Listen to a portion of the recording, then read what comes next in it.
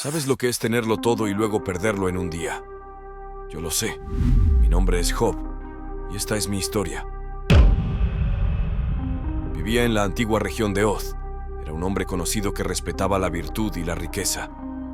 Tenía muchos animales y estaba bendecido con 7 hijos y 3 hijas. Mis rebaños opulentos, granjas productivas y una familia devota llenaban mi casa de amor.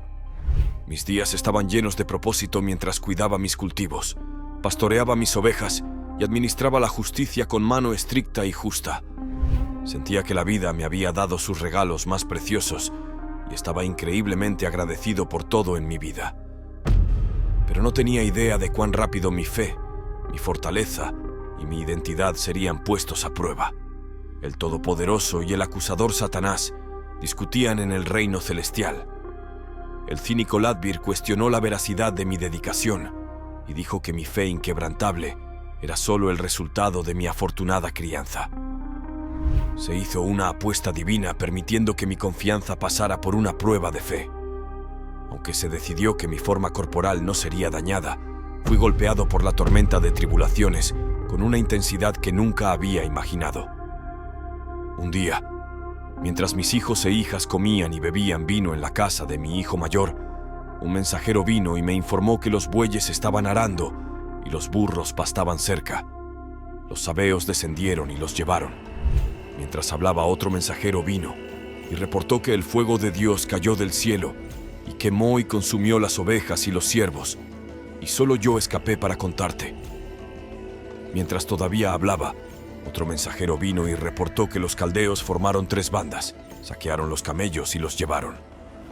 Mientras aún hablaba, otro mensajero vino y reportó que tus hijos e hijas estaban comiendo y bebiendo vino en la casa de tu hijo mayor, cuando de repente un poderoso viento barrió desde el desierto y golpeó las 4 esquinas de la casa.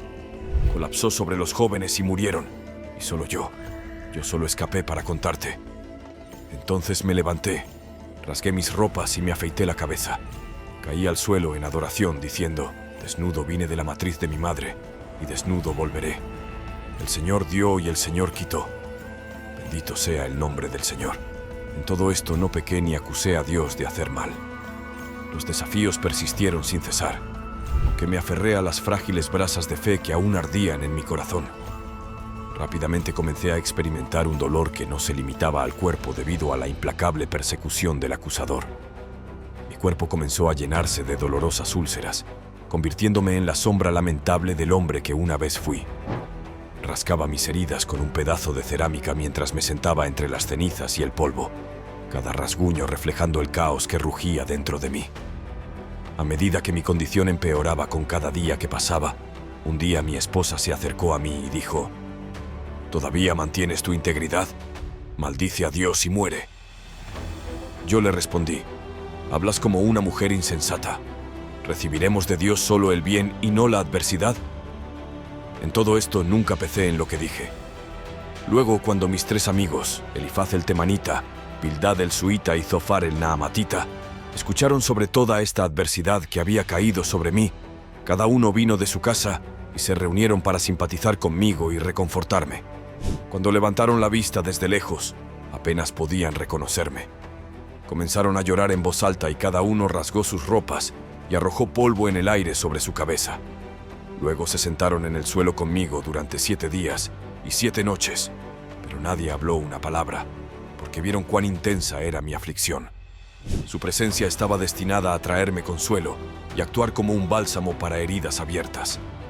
Como todos los amigos, su intención era reconfortarme, pero a medida que los días se convirtieron en semanas y las semanas en meses, nuestras discusiones se transformaron en feroces argumentos.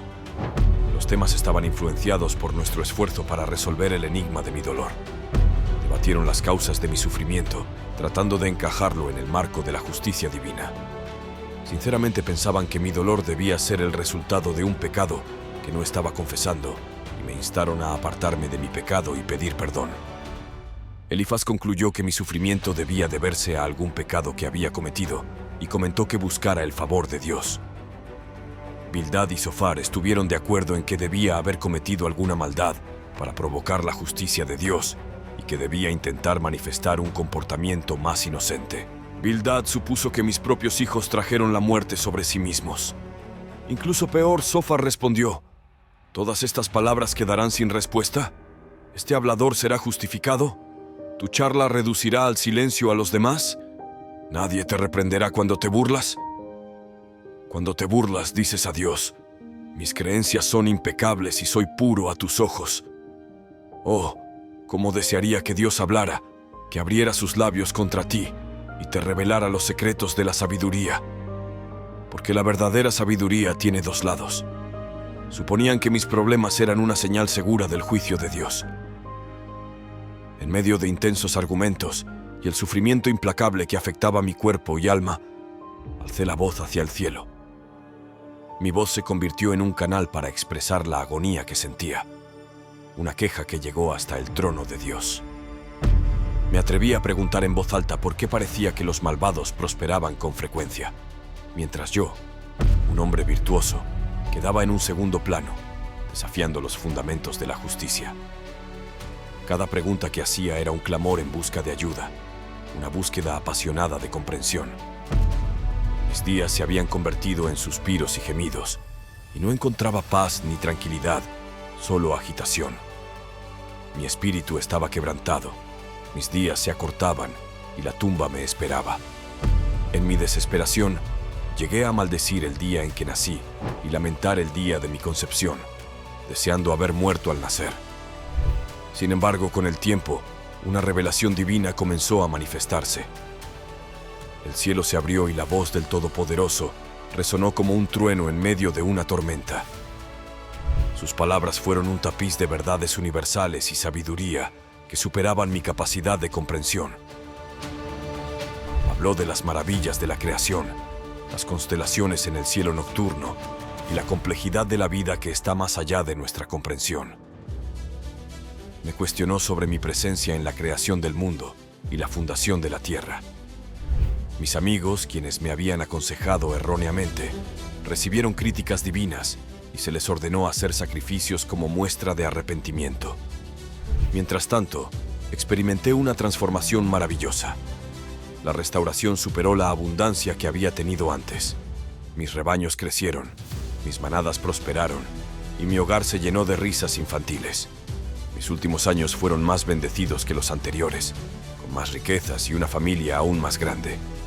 A medida que reflexionaba sobre mi vida, comprendí que el sufrimiento no era necesariamente un castigo divino, sino un lugar de cambio y purificación del alma. Mi historia inspira a personas de todas las edades, pues es un testimonio de fe puesta a prueba en medio de la adversidad y transformada por la sabiduría divina. Mi viaje a través del dolor y la dedicación es un faro de esperanza y una fuente de inspiración para aquellos que enfrentan las dificultades de la vida.